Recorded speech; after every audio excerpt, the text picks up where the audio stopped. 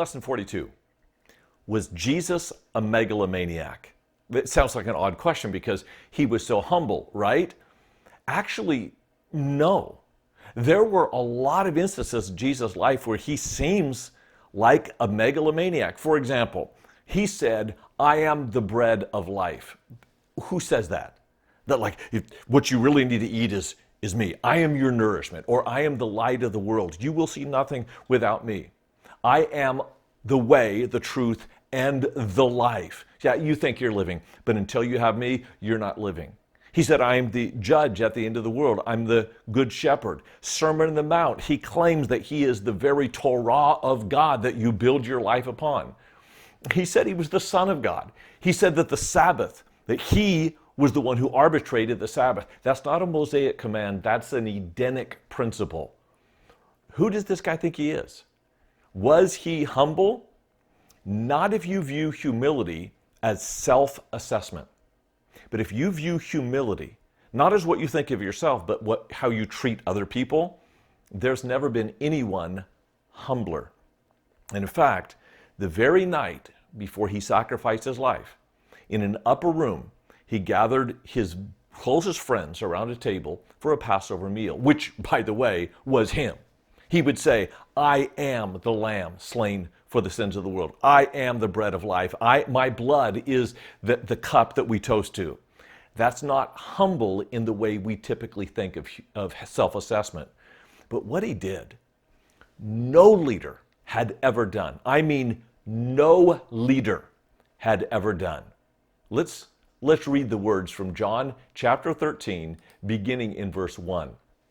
Now, before the feast of Passover, when Jesus knew that his hour had come to depart out of this world to the Father, having loved his own who were in the world, he loved them to the end. During the supper, when the devil had already put it into the heart of Judas Iscariot, Simon's son, to betray him, Jesus, knowing that the Father had given all things into his hands and that he had come from God and was going back to God, pause right there. The way John sets up the narrative, there are two things in the background. Number one, Judas Iscariot was about to betray Jesus. He knew what was coming. Jesus knew what was coming, and yet he still chose to wash Iscariot's feet. In the light of the looming cross, he serves in the most humble way his closest followers.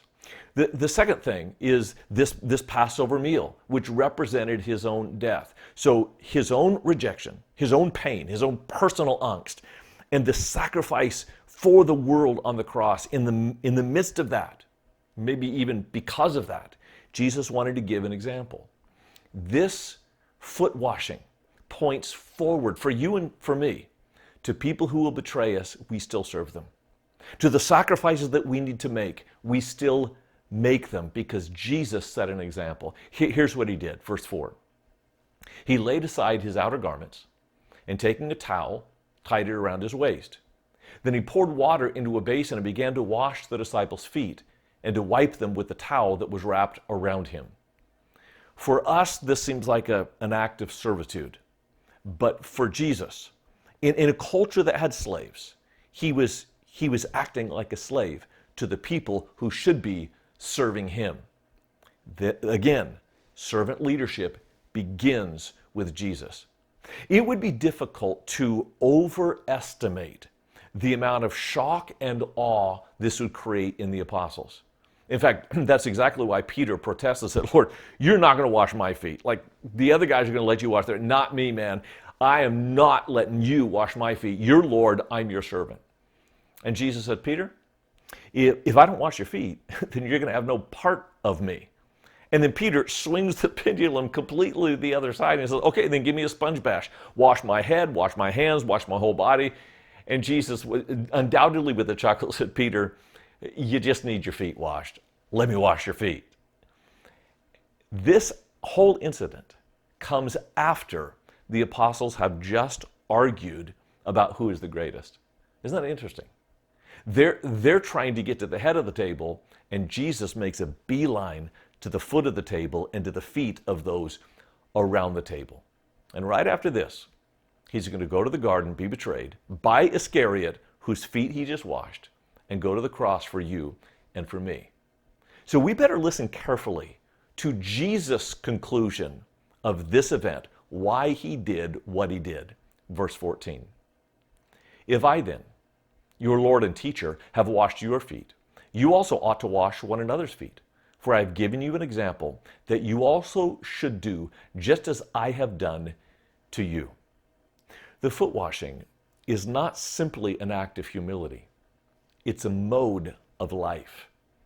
And you could extrapolate it to any event that might be humbling. Parking someone else's car, or taking out the trash, cleaning someone's yard. Start over with the reading. This event in Jesus' life is not just a singular moment where he models humility. It is a call to a lifestyle that can be extrapolated in 10,000 different ways, from mowing someone's yard to parking their car to humbling yourself and taking out the trash. What Jesus is calling us to is not servitude, but leadership through serving. Yes, he's about to go to the cross.